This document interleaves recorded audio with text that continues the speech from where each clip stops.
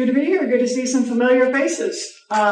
First of all, I just want to start by saying, anytime you're asked to return to a place that you helped build, you had a hand in building, it's special. So I certainly wasn't, thinking of this as an option. Regarding Caitlin Clark's departure from the WNBA, the new president of the Indiana Fever has spoken her opinions clearly.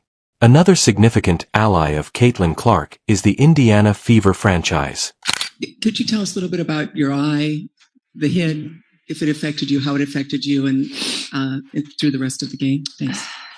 Yeah, obviously got me pretty good in the eye. I don't think it affected me. Honestly, I felt like I got good shots. They just didn't go down, and obviously a tough time for that to happen. I got some really good looks. I felt I had three pretty wide open threes in the first half that you usually make. So that's tough, but I felt like I battled and tried my best. Took care of the ball better than I usually do, which is a positive. But overall, Coach said in the locker room, we were down 3 the first quarter, down 5 second quarter, and then lost by 3 in the third. We were right there, and I felt like we just played a crappy game. The flow of the game was really bad. I don't know if that was the reffing. It was probably partly us because we struggled to get stops at times, but also the clock getting messed up. In a surprise news conference, the recently appointed club president spoke to the media about Caitlin Clark's potential departure and her purported new contract in Europe. Her remarks sent shockwaves across the basketball community. And certainly look at this as a new business. There's a huge amount of debt, gratitude, I would say, to Lynn Dunn and to Allison Barber for everything that they did to kind of stabilize and get things pointed in the right direction as well. Those are some tough years. You don't get 2 number 1 picks in the draft by having a great team and great years. You go through some peaks and valleys. So I really feel like we're poised and we're set up for a great, successful next era of Fever basketball. For background, Krauskopf, the new president, is rejoining the team, and it is well known that Caitlin Clark is a major fan of the seasoned basketball executive. So you're looking for depth in certain areas, like maybe another wing. We wanted to pick up another point guard in Fitzgerald, picked up a wing in Ronnie Williams, and then was able to pick up another scoring guard in Motley. So those are all kind of depth, positions for us. If I look at other teams, I think most people were trying to do the same thing. As the draft starts to move on, you get mid, late second, and early third round. Is that kind of the point where all the research and all the hard work you guys have done really comes into play at those points? It does. Look, by the time you get to, you're going through 28, 30 players, you've done your homework on everyone. And we had in our mind who, we knew if we were able to get, let's say a perimeter player at this pick, we were probably going to look at the next best post, we were going to look at the next best point guard. So there was some strategy behind it because we had 3 second-round picks. We did not have Erica McCall sitting there at 17, so that was a pleasant surprise, but it helped us with our depth in terms of how we wanted to craft our training camp process. Did you know that when Clark was chosen as the Indiana Fever's first pick, Kopf sent her a message welcoming her to the team and referring to her as the epicenter of basketball? It is therefore not surprising that she made sure to support Clark in the conference, even though the Fever players haven't met Krauskopf yet because they haven't returned from their vacation. Question is, when you take me back through when you first officially learned that you made the playoffs, what was the reaction? How did you celebrate? Who were you with? And all that. Just take me through that aspect. Oh gosh, it was a couple weeks ago now. I think we clinched when Vegas won, if I remember correctly. It was late at night because obviously they're playing on the West Coast, we're playing on the East Coast. So I remember the game, and honestly, I didn't have much of a reaction. It was just you're definitely happy, but I know we had practice the next day.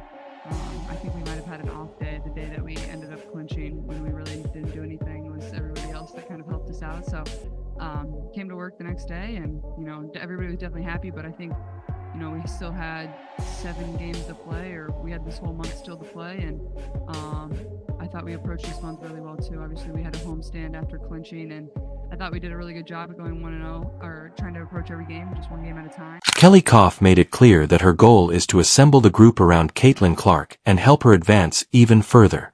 Kopf was the driving force behind the team's successful 2012 WNBA run.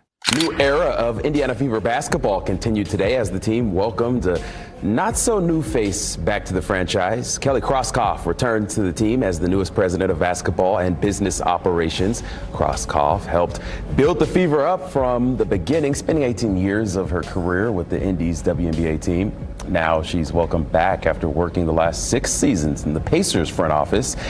During her first stint with the Fever, she helped win the team's only WNBA championship with legendary player Tamika Catchings leading the way. Regarding the Fever, she has stated her belief that she can lead the club back to the top with Caitlin Clark's assistance. She also said that the organization has no plans to allow Caitlin Clark to leave the WNBA or join another team. I want to start off, you guys saw the news yesterday about Kelly Krauskopf. She's going to be, leaving us to go run the Fever again.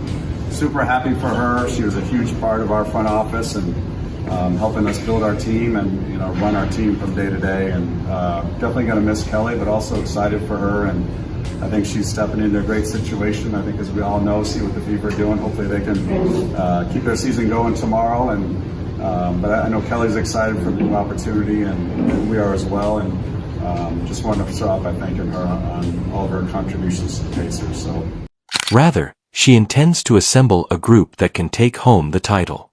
Caitlin, given that she took the franchise to new heights from 2000 to 2018, Krauskopf has the expertise to complete this assignment. Krauskopf says she is excited to be back with the Fever during such a pivotal time in women's basketball.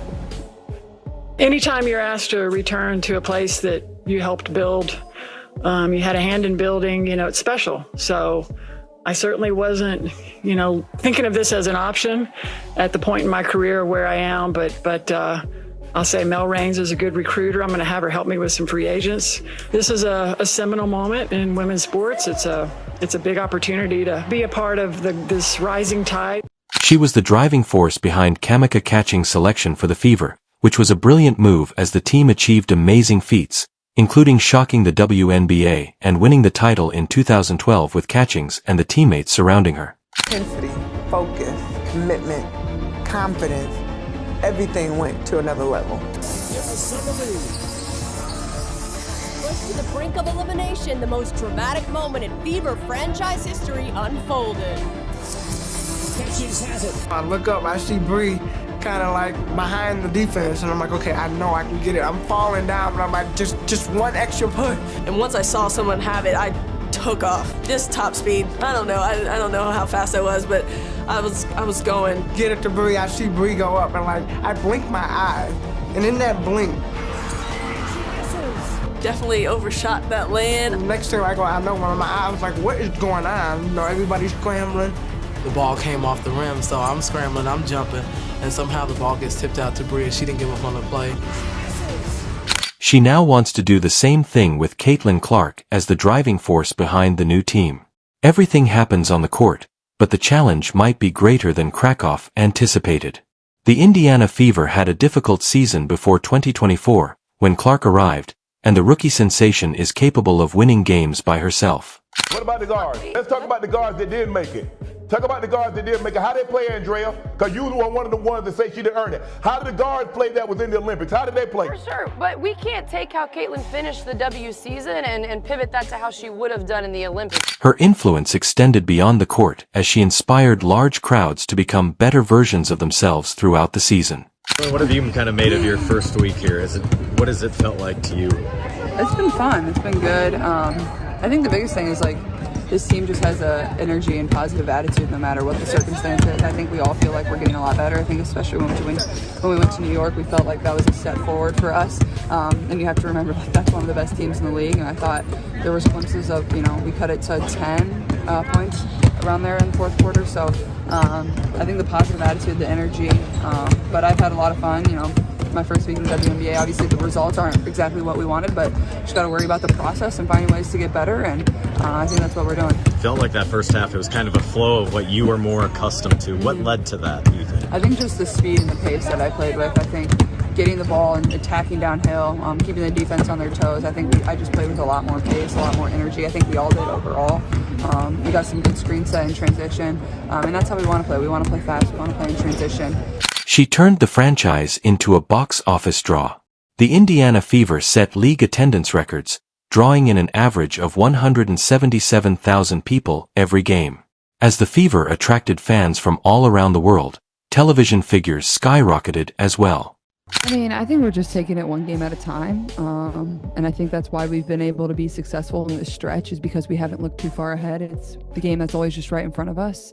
I'm pretty sure the only people that view this as a rivalry is all of you. Like, for us, like, it's just a game of basketball. Like, that's what it is. And if it's going to help move the game forward, absolutely. Like, that's amazing. That's what it should be. Like, people could talk about it. I mean, yeah, I think I saw the ticket prices. I guess the only thing is, like, I'm surprised we're not playing at the United Center. I thought that would have been really good for the game and really good for all the women's basketball fans in Chicago. So maybe there's a conflict of some sort that I don't know about. Obviously, that's a little above my pay grade.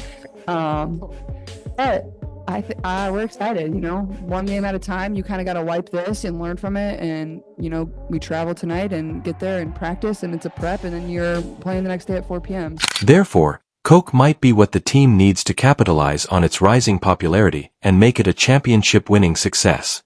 The NBA is such a mature league. I mean, there's so many great takeaways. I think, I went into it with eyes wide open. What can I learn from this experience? What can I add? But what can I also learn? I think, I'm a lifelong learner. I love the game. I mean, this is in my DNA. Everything about running a team, running a basketball program, if you will. It's really who I am. It's my passion. And I think being able to leverage that experience, being embedded with Kevin Pritchard and Chad Buchanan in those daily meetings and talking about building the roster, it's very similar to what I did really for 18 years. The difference is the contracts are a lot bigger, the resources are a lot more, but there's so many things about running the team, putting together rosters that are really the exact same. We do know that Krauskopf's comeback to the franchise is more than just a throwback. She has a history of creating winning teams, so everyone will be watching the president to see what she does next, particularly after establishing her position on Caitlin Clark.